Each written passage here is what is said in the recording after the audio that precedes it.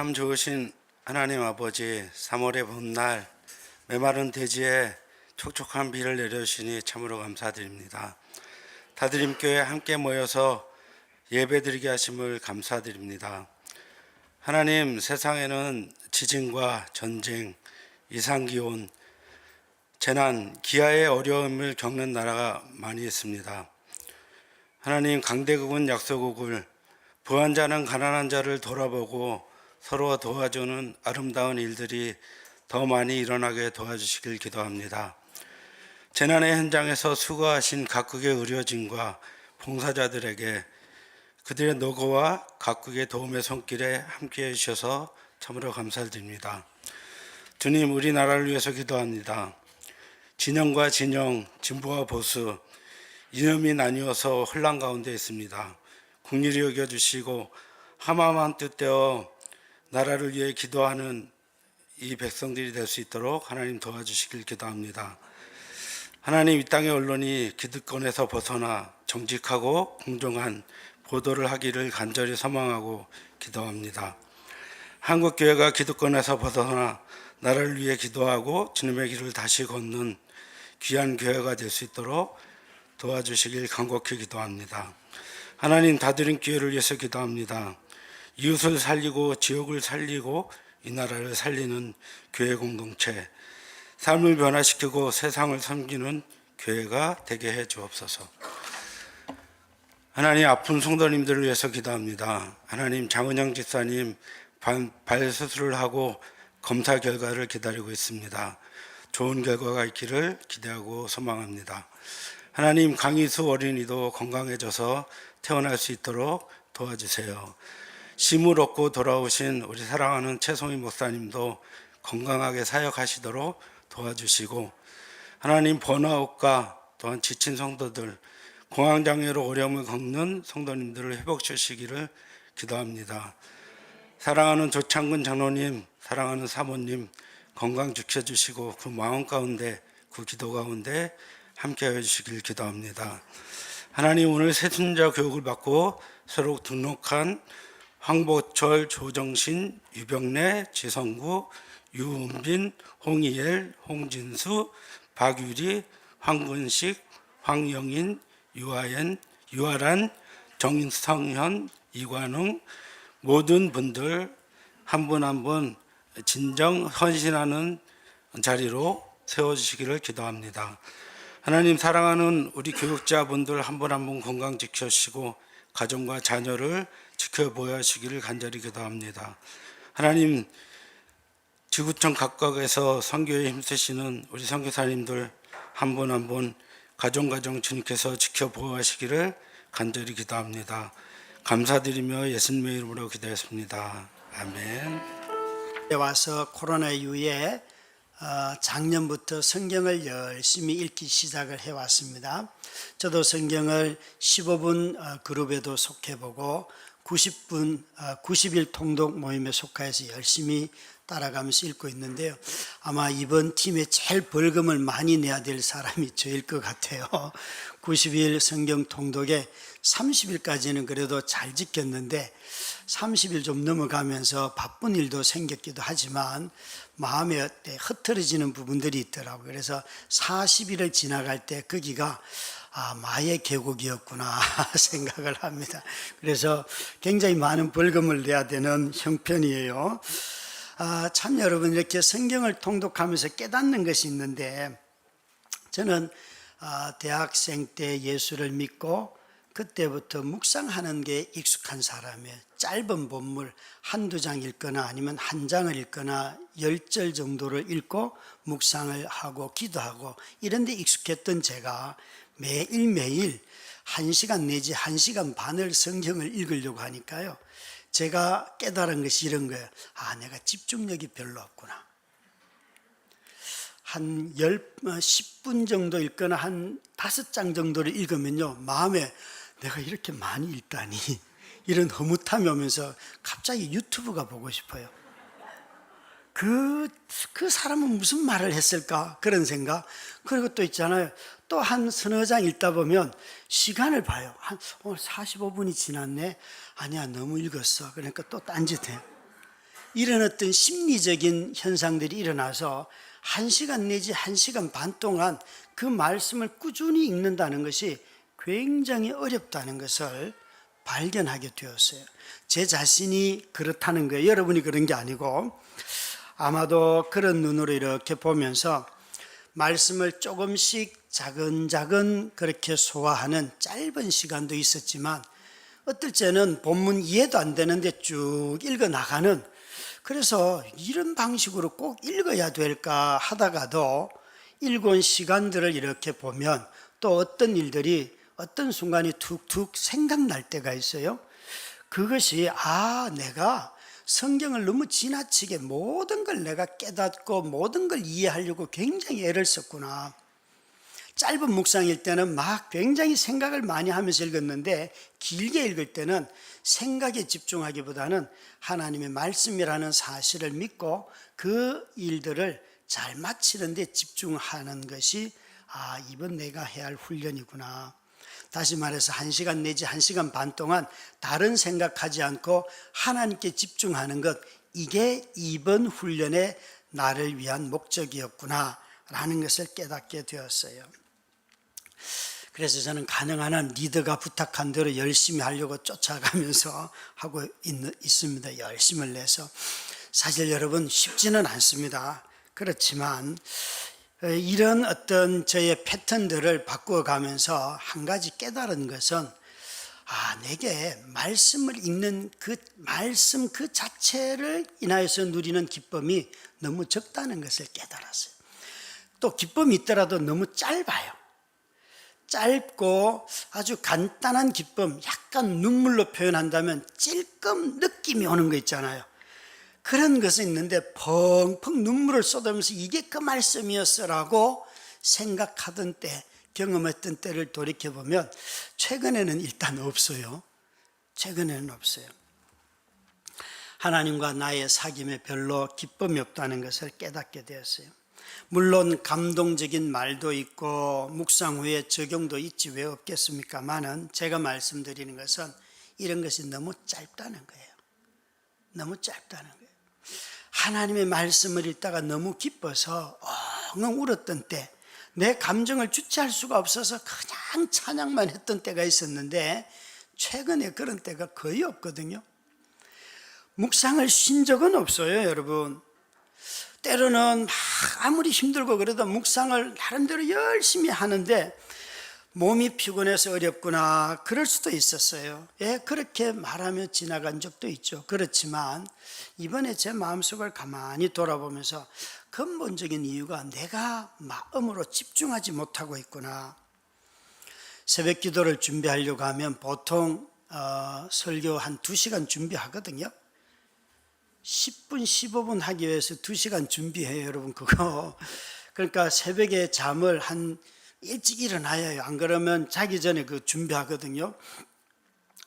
어떨 때는 듣지도 않는데 내가 왜 이걸 준비하나. 그런 깊은 자괴감도 찾아옵니다, 여러분, 순간순간. 그러나 이제 그런 건 다 뛰어넘었고 내가 할 바를 하자, 그런 건데, 여러분, 설교문은 적을 수 있어요. 설교문은. 그런데 설교하는 제 자신이 전혀 기쁘지 않을 수 있어요. 저는 김동호 목사님을 최근에도 방송을 하면서 같이 메이트가 돼가지고 방송을 했는데, 이분을 만난 그때부터 지금까지 제일 희한한 거는요, 이분은 늘 그렇게 마음이 흥분되어 있어요. 말씀만 읽으면 그렇게 지금도 울고 계시고 지금도 뭔가 꿈을 꾸고 계시고, 아니 당신이 지금 암이라서 죽음을 눈앞에 두고 있는데도 이렇게 말씀하시더라고요. 나는 현재가 제일 중요합니다. 지금 하나님의 말씀이 너무 기쁩니다. 저는 그게 안 된다는 것을 알았어요. 그런 누림이 너무 적다는 것을 깨달았어요. 그러니까 묵상을 나누려는 의무감도 있지만 그것이 결코 악한 것은 아니지만, 내가 그분에게 집중하고 내 자신의 영혼이 그분 안에서 쉬는가 라고 묻는다면 그렇지 못하구나, 그런 걸 깨닫는다는 거죠. 이런 분별력은 이전에도 있었습니다. 그렇지만 최근에 발견한 저의 모습은 하나님과 나 사이의 사귐에 큰 문제가 있구나. 하나님의 사귐으로 하나님과의 사귐의 초대를 받아서 묵상을 함에도 불구하고 묵상을 하면서 나는 어떻게 하면 더 잘 내가 맡은 일을 감당할 수 있을까? 또 무엇을 하면 이분이 더 기뻐하실까? 또 오늘도 나는 뭘 깨달을까? 여러분 방금 말한 이런 것은 나쁜 거는 아니에요. 그건 다 좋은 거예요. 유익한 것들이에요. 그런데 기억할 것은 여러분, 그분을 내가 누리지 못한다면 이 모든 것들은 다 수단이 되겠죠. 목사로서의 어떤 역할들을 좀 더 잘하고 싶어서, 그분을 만나는 즐거움이 없는데 내가 그분을 만나서 좀 이용해 보고 싶어서, 그렇게라도 하면 좀 뭔가 잘한다는 소리도 듣고 싶고, 그렇게 하면 사람들이 듣고 변화되는 것 같고, 그것은 내가 그분을 기뻐하는 것하고 다른 거잖아요. 다른 거잖아요. 그래서 나만 그런가? 몇몇 성도님들이 자신의 묵상한 것을 제게 이렇게 보내주시는데 나와 똑같은 패턴들을 너무나 많이 발견하게 돼요. 다들 이런 부담, 내가 좀 더 뭘 순종해야 되나, 더 해야 될 게 뭘까, 이걸 찾느라고 정신이 없어요. 우리 요한일서 1장 3절부터 4절 말씀에 보면 요한 사도가 우리에게 이렇게 말씀했잖아요. 같이 읽을까요? 우리가 보고 들은 바를 너희에게도 전함은 너희로 우리와 사귐 있게 하려 함이니 우리의 사귐은 아버지와 그의 아들 예수 그리스도와 더불어 누림이라. 우리가 이것을 쓰면 우리의 기쁨이 충만하게 하려 함이라. 여기에 하나님과 그리스도와 함께 사귀고 또 사도들과 우리가 이 편지를 받는 성도들과의 모든 사귐, 이 사귐을 하는 가장 큰 이유가, 이것은 우리의 기쁨이 너무 충만해서. 복음은 우리로 그리스도 예수 안에서 하나님을 알게 하고 또 그분과의 사귐이 우리 성도들 안에 사귐을 통하여서 큰 기쁨을 가져다 준다는 거예요. 복음을 우리가 영접하게, 복음을 갖게 되면 우리 안에 기쁘지 않을 수가 없어요. 하나님 때문에, 그리스도 때문에, 성도와의 교제 때문에 이 기쁨이 충만하다는 거예요. 그래서 내가 이 편지를 다시 쓴다.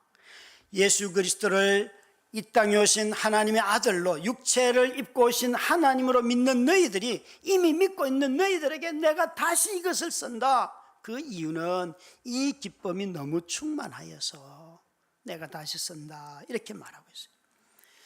제가 했던 묵상은 내가 어떻게 하면 더 잘 섬겨야 하는가, 이런 걸 찾는 것이 아니라 묵상 시간에 나의 영혼이 하나님과의 사귐 자체를 기뻐하고 그 자리에 머무는 거. 왜 그런가 하면 묵상의 대상이 그분이기 때문에 그분을 우리가 이용하는 것이 아니라 그분의 인도를 받는 것 다 유익한 일이지만, 인도를 받고 그분으로부터 힘을 얻기 전에 그분 자신을 먼저 좋아하는 것, 그것이 먼저라는 거예요. 우리가 아무리 자녀들이 우리를 사랑한다 그래도 왜 있잖아요, 아이들이 와가지고 아빠 굉장히 좋아하는 척하고 막 몸을 비비고 그러면 마음속에서 이놈은 또 뭘 달라고 이런 마음이 들 때가 있잖아요. 그게 아니라 와서 아이들이 아빠 뭐 밥 먹었어? 그러면 와, 네가 나한테 이런 어마어마한 질문을 하는구나. 아빠 밥 먹은 것까지. 아빠는 잠을 자야 돼요. 일어나면 안 돼요. 이 시간에 깨시면 안 돼요. 아이들이 그런 말 할 때 여러분, 와, 얘들이 내 건강을 생각하는구나. 그런데 알고 보니까 아빠가 아프면 우리가 비참해지잖아.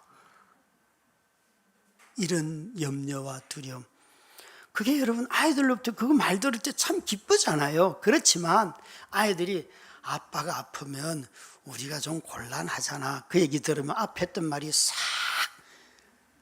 싹 어디로 가죠? 얘들아, 나도 아플 수 있어.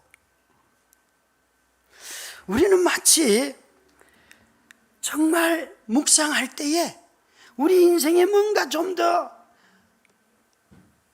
설교를 들 때도 똑같은데 오늘 설교에 은혜 받았습니다라고 하는 대부분의 사람들은 일주일 내내 자기가 고민하던 그 설교 중에 언급이라도 하나 되면 와 오늘 설교 대박이라고 말을 해요.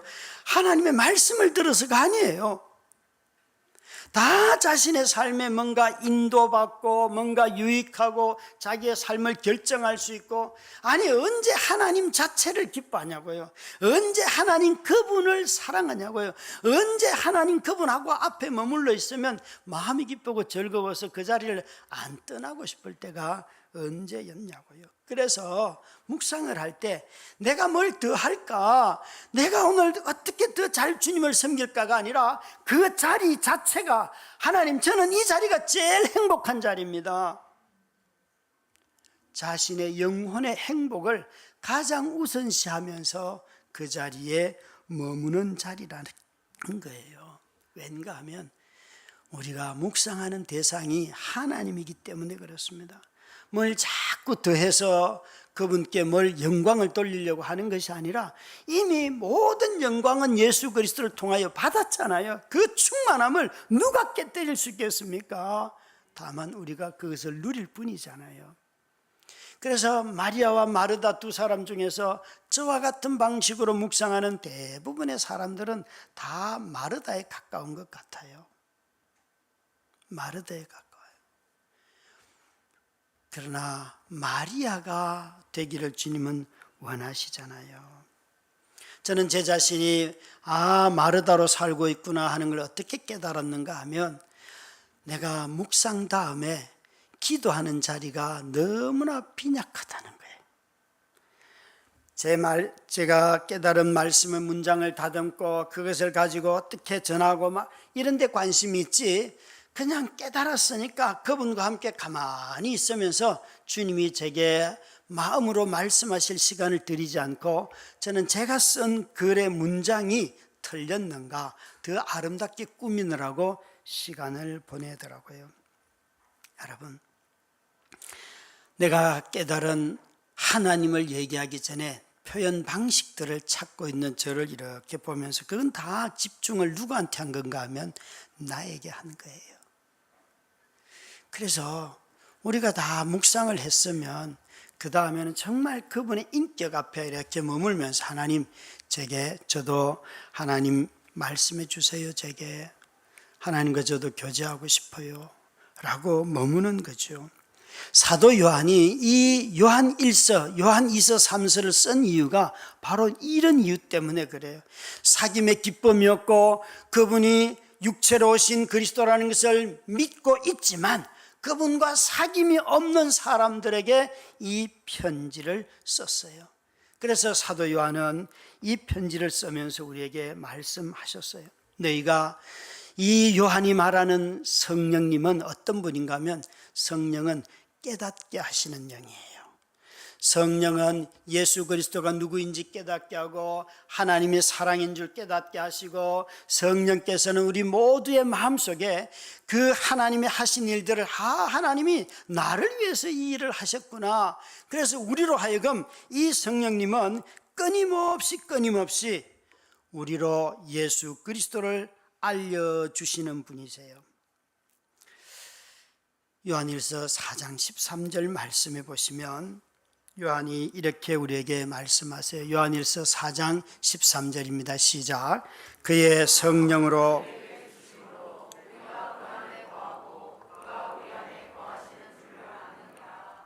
아멘.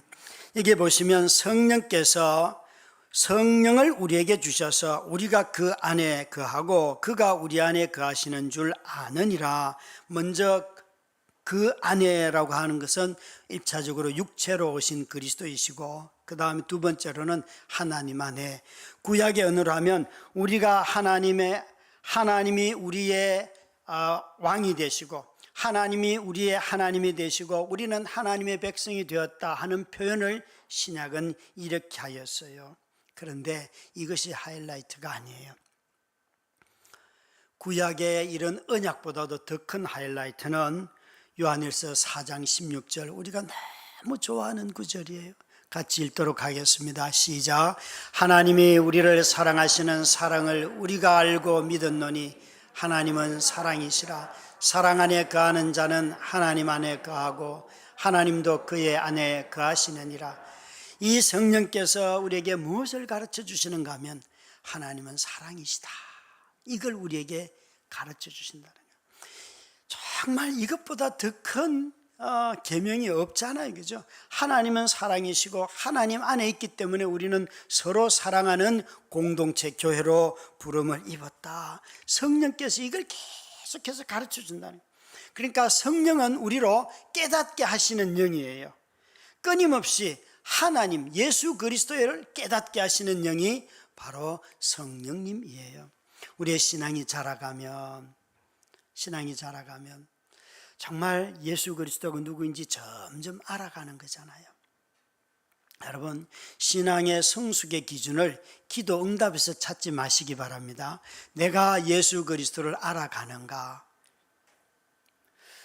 우리 딸에게, 큰딸에게 너는 예수님이 누구니? 그러면 하나님이 세상을 이처럼 사랑하사 독생자를 주셨으니. 그런데 이 이야기를 저는요 초등학교 때도 들었고요, 대학교를 졸업한 지금도 똑같은 구절, 한 구절, 그것만 듣고 있어요. 다른 구절을 언급하는 걸 본 적이 없어요. 여러분, 그게 핵심이긴 맞지만 하나님이 나를 사랑하신다는 그 사랑 안에는 내가 하나님을 배신한 것도 있고 하나님이 내 기도를 안 들으셔서 배신당할 때도 있잖아요, 그죠? 그런 모든 교제의 쓴뿌리들이, 쓰라림들이, 쓴뿌리가 아니고 다 있잖아요. 다 있어요. 여러분, 삶이 아프신 분들, 때로는 깊은 누구도 모르는 질병을 가지신 분들, 정말 심리학도 필요하고 의사도 필요하고 다 필요합니다. 그러나 여러분, 그것과 더불어서 꼭 필요한 것이 하나 있어요. 하나님 앞에 나와서 여러분의 마음을 다 쏟아 놓으시길 바라요. 하나님 앞에 쏟아내다 보면 성령께서 때로는 들을 수 없는 말씀도 하시고, 때로는 아주 소프트하게 정말 쉬운 말씀도 들리기도 하고, 때로는 아무 소리도 안 들리고요, 정말 아무 소리도 안 들리는 어느 날 내가 이래서 하나님이 꼴도 보기 싫다니까 정말 그렇게 소리를 지르는 저에게, 병년아, 나도 너 뒤치다꺼리 하느라고 네 꼴도 보기 싫다. 정말 나도 너 뒤치다꺼리 하느라고. 여러분, 집에 11시, 10시에 들어가서 아이들이 다 어질러 놓은 그거 어디 가서 설교하고 집에 들어가서 그거 청소하려고 하니까 화가 얼마나 나는지, 이 새끼들은 도대체 뭐 하는 거야? 그랬는데요, 그거 막 자는 애들 깨울 수는 없고 해서 막 화를 내고 시끄러면 다 청소하면서 하니까 하나님이 나도 너 뒤치다꺼리 하느라고. 그 말 듣고 거실에 앉아갖고 얼마나 울었는 줄 아세요? 그래서 제 삶을 이렇게 돌아보니까 정말 이루 말할 수 없는 수많은 하나님의 도우심과 하나님의 공급하심과 하나님의 인도와 이루 말할 수 없는 일들이 가득해 있더라고요. 지나오는 시간들은 다 어려웠지만 하나님도 그 일 속에서 말없이 저를 돕고 계셨던 것을 이렇게 깨달으며 한없이 울었어요. 여러분, 성령님은 우리의 삶에 여러 모양으로 우리를 그리스도를 깨닫게 하십니다. 그래서 우리에게 삶이 어려워도 하나님이 나를 사랑하셨어 라는 이 말씀 위에 든든히 서 있게 하셔요. 그런데 사람들이 다른 데는 다 찾아다니는데 하나님께 나오지를 않아요. 하나님 앞에 나오셔야지만 찬물을 주실 때도 있고 더운 물을 주실 때도 있고 먹을 수 없는 물을 주실 때도 있어요. 그런데 그런 모든 과정들 거치면서요, 하나님에 의해서 치유가 일어납니다. 마음의 중심이. 그런데 그 치유가 일어나면 내가 더 온전해지는 게 아니에요. 여전히 허물도 있고 모자라고 부족해요. 그런데 마음 한켠에 하나님 사랑이야, 그게 가득 차 있어서 그 다음부터 그런 일들을 만나도 두려움이 생기지 않는 거예요. 그런데 마음에 억울한 거 여러분 어떻게 이깁니까? 이 시대에 억울함이 차고 넘치는데, 내가 잘못해서 겪는 부당한 대우들도 얼마나 많은데 그 어려움들을 여러분 아무리 얘기해봐요. 여러분 해결되는가? 오히려 내부 고발자가 되면 손해만 입어요. 내부 고발도 필요합니다. 건강한 사회를, 의로운 사회를 만들어 가려면 그런 용기를 가지고 싸워야 해요. 그런데 그것만 하지 말라는 거예요. 제 얘기는 정말 하나님 앞에 나와서 하나님의 정의에 붙잡혀서 하나님이 정의로운데 하나님이 이걸 이루셔야지 라고 때를 쓰고 싸우라는 거예요. 그러면 하나님께서 우리 안에 있는 거짓된 의를 다 드러내시고 내가 세상을 어떻게 변화시키는지 그분이 우리에게 눈을 열게 해 주셔요. 그래서 그럴 때는 나가서 불의와 싸울 때에도 저주하려고 싸우는 게 아니에요. 여러분, 정말 우리가 그런 싸움들을 왜 멈추겠습니까? 성령께서 원하시는 일들인데, 성령은 우리로 하나님은 사랑이시라 너희가 의심이 안 되느냐? 자신이 너무 아픈 한 분이 제게 이런 문자를 보내서 제가 아는 분이에요. 목사님, 나는 요즘 하나님 사랑이 느껴지지 않아요. 예, 그래서 십자가를 붙드셔야 돼요. 아니, 그런 믿음이 없어졌어요. 아니요, 그 믿음이 흔들리면 다 흔들립니다.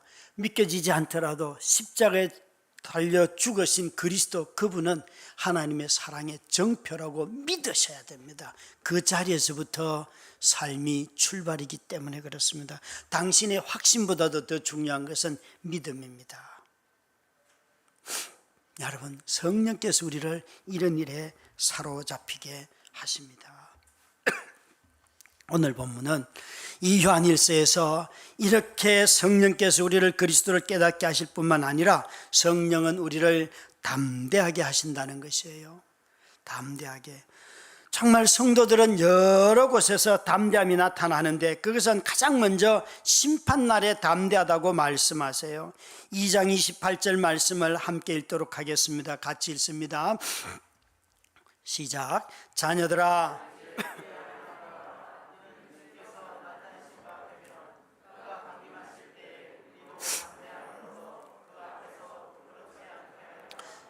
이 말씀을 보시면 여러분, 주님이 자기를 나타내실 때, 강림하실 때에 우리는 그분 앞에서 부끄럽지 않다. 세상에 부끄러움이 얼마나 많은데요, 사람들마다.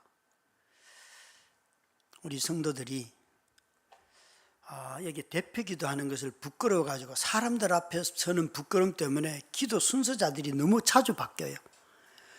기도는 하겠대요. 그런데 사람들 앞에 서는 게 부끄럽대요. 뭐가 그렇게 부끄러울까요? 사람들 앞에 서는 것은. 제발 기도 순서 들어오거들랑 바꾸지 좀 마세요. 예? 예? 성도가 성도를 만나는데 뭐가 그렇게 부끄러운 삶이 있어요? 예? 정말 여러분, 평소 기도 생활을 좀 하시면 어떨까요, 그러면? 아니, 목사님 기도 제목을 적어줄 테니까 목사님이 대신 읽으면 안 될까요? 제가 그러면 기도만 할까요? 제발 기도 순서자 바꾸지 마세요. 담대하게. 주님 앞에 재림의 날까지도 이미 우리에게 오지도 않은 미래의 삶 속에서도, 아니 하나님 앞에 설 때도 부끄러움이 없다고, 담대하여 부끄러움이 없는 것이 성도인데, 뒤집어 나오면 여러분, 하나님 앞에 설 때 부끄러움이 있다는 것은 우리로 예수 그리스도의 의를 의지하지 않기 때문에, 내게 허물이 없다는 게 아니고요, 모자라는 게 없다는 게 아니에요. 다 있어요. 그런데 그 모든 허물과 죄악들을 깨끗하게 씻어주시고 우리 속에 있는 어둠을 다 쫓아내신 빛이 되신 그리스도가 우리 안에 있기 때문에 부끄러움이 없는 거죠. 내 속에 먼지가 없는 게 아니에요. 허물이 없는 게 아니에요. 다 있어요. 그런데 그 먼지와 허물을 깨끗하게 씻고 용서해 주시는 그리스도가 계시기 때문에 우리는 두려움이 없는 거예요. 십자가 안에서 내가 온전히 받아들여졌기 때문에. 그래서 요한은 심판날에 너희는 부끄러움이 없다, 그 담대함을 가지고 그 미래를 맞이하고 하나님 앞에 선다 말씀하셨어요. 그런데 그러면 우리의 미래만 그런가? 심판날만 그런가? 아니에요. 현재도 그렇다는 것이에요. 4장 17절 말씀에 요한 사도는 우리에게 이렇게 말합니다. 같이 읽습니다. 이로써 사랑이 우리에게 온전히 이루어진 것은 우리로 심판날에 담대함을 가지게 하려 함이니 주께서 그러하심과 같이 우리도 이 세상에서 그러하니라.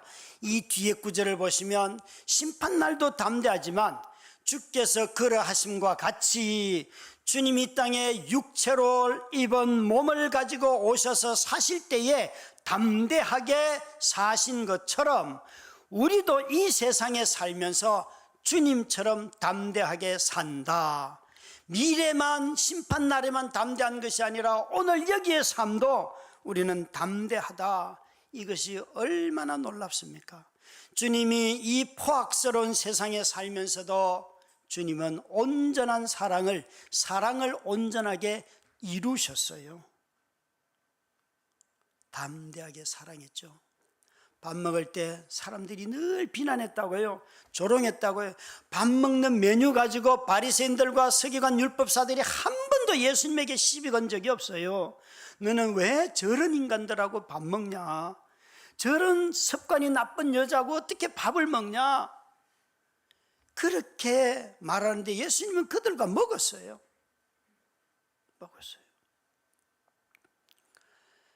여러분, 사랑하는 데는 용기가 필요합니다. 어느 날 들리는 소문에 우리 아들이 사랑에 빠졌다는 거예요. 그래서 도대체 어떤 여자하고 사랑에 빠졌는지 이렇게 물어보니까 같은 동네, 우리는 7단지, 5단지 살고 3단지에 사는 아가씨하고 만나서, 그래서 첫 질문이 예수는 믿냐? 그러니까 열심히 예수 믿고 둘이 뭐 큐티를 한다. 그래서 나는 그건 안 믿는다. 그리고는 어떻게 만나게 되었냐 물으니까 그 마을에 롯데리아가 있는데 자기가, 우리 아들이 거기에 롯데리아에 알바를 하고 있었어요. 코로나 시대 아무도 안 왔는데 어느 날 이 아가씨가 알바를 하겠다고 자매가 온 거예요. 그런데 아무도 안 오니까 둘이 앉아가지고 하루 종일 수다만 떤 거예요. 그런데 이제 퇴근할 시간이 돼서 집에 가는데 갑자기 저 여자에게 전화번호를 따지 않으면, 달라고 하지 않으면 인생을 후회하겠다 하는 너무나 충동적인 생각이 들어서 제가 보기에는 절대 그렇게 하면 안 되는데 가서 달라고 했다는 거예요. 그래서 지금까지 뭐 500일이 지났느니 뭐 어쩌니 그러고 뭐 만나고 있어요. 그래서 아직도 날짜를 헤아리는 거 보니까 날수가 적구나 그러면서 기다리고 있어요. 여러분, 참 용기 있게 한 거예요. 전화번호를 주시겠습니까? 여러분, 여기에 용기 있게 행동하여서 배우자를 얻고 직장에 들어간 분들 계시죠? 그죠? 제가 제일 직장에 면접에서 웃기는 장면은, 들은 이야기는 우리 교회를 떠난 안달 장로님이 자기가 그 섬기고 있는 학교는 그냥 늘 그랬다는 거예요. 야, 너희들 뭐 A급은 아니야. 우린 B급이야. 그런데 기죽을 필요가 없어. 그러면서 너희들은 영어 못해도 돼. 늘 영어 그딴 거 안 해도 돼. 정보통신학과에 학생들에게 너희들은 이 기술만 있으면 돼. 영어 못해도 돼. 그렇게 얘기를 했다는 거예요. 그런데 어떤 졸업생이 이제 삼성전자에 면접을 보러 갔는데 면접관들이 쫙 그랬다는 거 아니에요.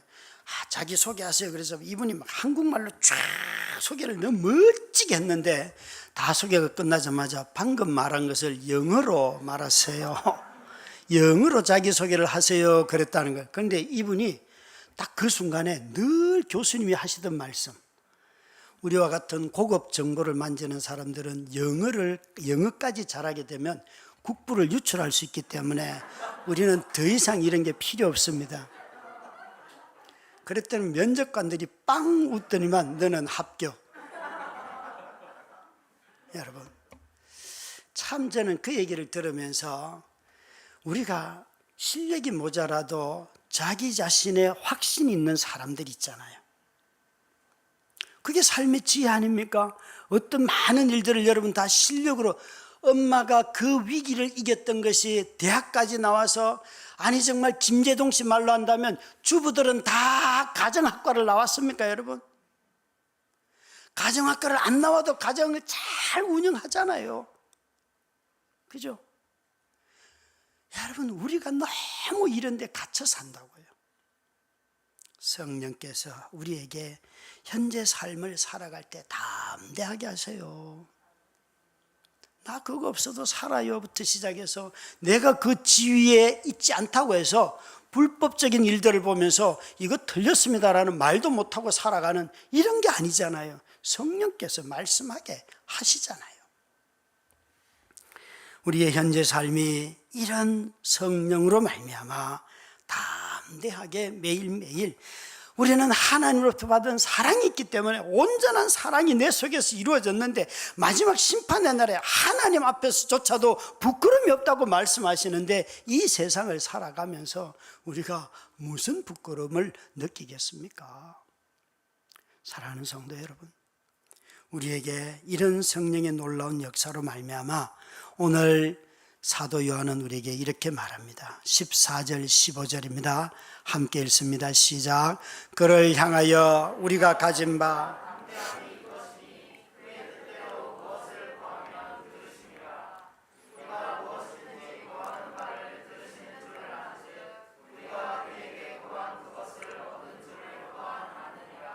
아멘.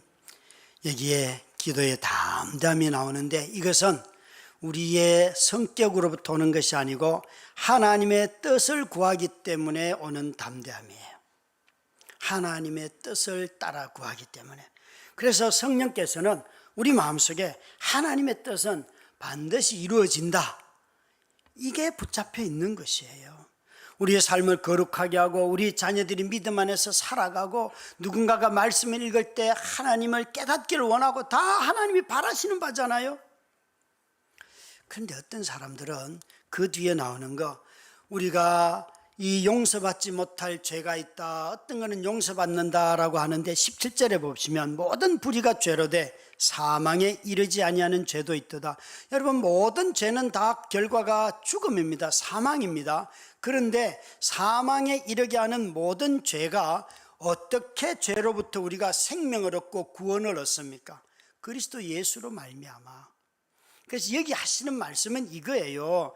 어떤 종류의 불의한 일들이 죄는 용서 못 받는 죄가 있어요. 분명히 있는데 우리가 말하는 일반적인 것들이 아니에요. 예를 들어서 누군가 서원을 했어요. 나는 내 인생을 하나님 앞에 선교사로 드릴 거야. 그런데 살다 보니까 늘 직장에만 살고 있어요. 그래서 그때 서원한 것 때문에 하나님 앞에 드리지 않아서 내가 하나님 앞에 죄를 지었지. 아니요, 여러분, 하나님도 알아요. 그런 거 좀 잊으세요. 그것이 여기 말하는 용서 못할 그런 죽음에 이르는 죄가 아니에요. 언젠가 헌금을 많이 하려라 막 사업이 잘 될 때 얘기했어요. 그런데 하나도 안 할 수도 있어요. 그게 여러분이 내가 하나님 앞에 약속한 거 이겼으니까 죽을 죄를 지었어. 그게 아니라니까요, 여러분. 여러분, 제가 지금 이 얘기하니까 두려우시죠? 서약한 것은, 서원한 것은 다 갚아야 된다. 얼마나 삶이, 진짜 서원한 거 다 갚을 사람 있겠어요? 서원한 거 다 갚으려면 여러분 인생을 못 살 거예요. 그런 하나님을 믿냐고요? 여기서 말하는 용서 못할 죄는, 제사함 받지 못하는 죄는 이 두 가지예요. 자막을 한번 띄워주십시오. 사도 요한이 우리에게 가르치고자 하는 것은 이 요한 1서에서 그리스도의 육체로 오심을 부인하는 사람들, 특별히 믿음을 가졌다가 이것 가지고 떠난 그런 가현설, 또 영지주의자들, 이런 사람들에게 하는 말이에요. 두 번째로는 교회를 떠난 정명석 같은 이런 이단들, 이런 사람들을 두고 하는 말씀들입니다. 이들은 그래서 나중에 요한 2서에 가면 자기가 어디 공중 목욕탕에 갔다가 누가 들어오길래 나는 저들과 상종도 하지 않으려고 도망갔다, 바로 그들을 두고 하는 말들이에요. 교제 자체를 하지 않아요. 이미 그들의 멸망의 길이 정해진 자들, 이 사람들은 여기 말씀하시는 것처럼 나는 그런 사람들을 위하여서 더 이상 구하지 않겠노라 요한은 말하였어요. 그러나 세 번째가 있습니다. 이 요한일서를 쓸 때 목적 중에 하나가 교리로서는 우리가 다 시인하지만 아버지와 실제 사귐이 없는 자들을 향해서 경고하고 있어요. 너희들 그렇게 살면 죽음으로 갈 수밖에 없어. 그 죽음의 길로 가지 말라는 거예요. 다시 육체로 오신 그분을 쫓아서 사귐회로 너희가 들어와서 형제 자매를 사랑하고 서로 힘을 다해서 서로 사랑해라 하는 이 말씀에 순종하라는 것이에요. 그래서 그는 나는 이런 사람들을 위하여서는, 세 번째 부류의 사람들을 위하여서는 나는 기도를 하겠습니다 라고 이 요한은 말하고 있습니다. 사랑하는 성도 여러분, 저와 여러분이 정말 우리가 기도에 담대해지기를 바랍니다. 이 하하하 우리 아이들만 와야 할 곳이 아니잖아요, 그죠? 아이들이 믿음으로 잘 자라려고 한다면 어른들의 믿음이 하나님 보시기에 예뻐야지요. 어른들이 와서 이 자리를 지킬 때 아이들이 오지 않겠습니까? 여러분, 여러분들이 교회 오는 것을 기뻐할 때 자녀들도 교회 오는 것을 기뻐합니다. 여러분들이 집에서 누군가 험담을 하고 그러면 아이들은 다 압니다. 여러분, 엄마 아빠가 어떻게 하는지 다 압니다. 여러분, 정말 우리가 바뀌어야 될 것이 있어요. 분명히 하나님의 뜻을 따라서 함께 교회는 기도하는 장소라고 했습니다. 이곳에 와서 기도가 뜨거워지고 더 열심을 내려고 기도해야죠. 교회가 부흥하고 성숙하는 것은 하나님의 뜻이에요. 당연히 이 빈자리가 채워지도록 위해서 교회 기도해야죠. 오늘 10명의 새가족들이 왔는데 다음 주부터 새가족 등록 안 하면 새가족분은 할 일이 없어요. 없어요. 여러분, 한번 이렇게 생각해 보실래요? 나 혼자만 진실하게 예수 믿으면 그 믿음이 자라가던가요? 생명을 낳고 거듭나는 일들을 위하여 애를 쓰고 헌신하고 싸우기도 하고 그런 과정에 공동체적인 삶이 있을 때에 신앙이 성숙하잖아요. 생명을 낳고 그걸 에너지도 없고 몸이 약해도 저렇게 밤을 새가면서 아픈 아이를 껴안고 씨름하면서 아이가 자라는 것을 보듯이 교회도 거듭날 생명들을 위하여서 함께 씨름하는 거잖아요. 안 믿는 남편이 있고 안 믿는 친구가 있고 안 믿는 가장 사랑스러운 동료, 직장 동료가 있다면 이런 소그룹 안에서 같이 그 이름들을 불러가면서 이 영혼을 달라고 기도할 때에 그들의 영혼의 문이 열리지 않겠습니까? 그것은 하나님의 뜻이지요. 묵상하고 통독하고 소그룹의 모든 영역에서 이런 깨어있는, 그래서 우리가 담대하게 뜻을 붙들고 살며 기도하는 것입니다. 여러분, 정말 한 달 동안 우리가 금요 기도회에 하하하 이 특별 금요 기도회에 자녀들만 보내지 마시고 엄마 아빠들도 힘을 내어 오시고 다른 성도들도 오시고 청년들도 오시고 권사님들, 장로님들, 또 우리 안수 집사님들, 직분자들 먼저 오셔서 함께 기도하면서 정말 하나님 앞에 올 3월 한 달 동안에 하나님 우리에게 이런 역사를 이루어 주시옵소서 기도하십시다. 하나님이 하실 것입니다. 저는 참으로 이번 한 달 동안 이 일들을 통하여 다시 한번 우리의 신앙이 기도하는 삶으로 깨어나서 하나님의 뜻을 붙들고 살아가며 하나님의 나라를 위하여 기도하는 성도들이 많아지기를 주의 이름으로 축원합니다.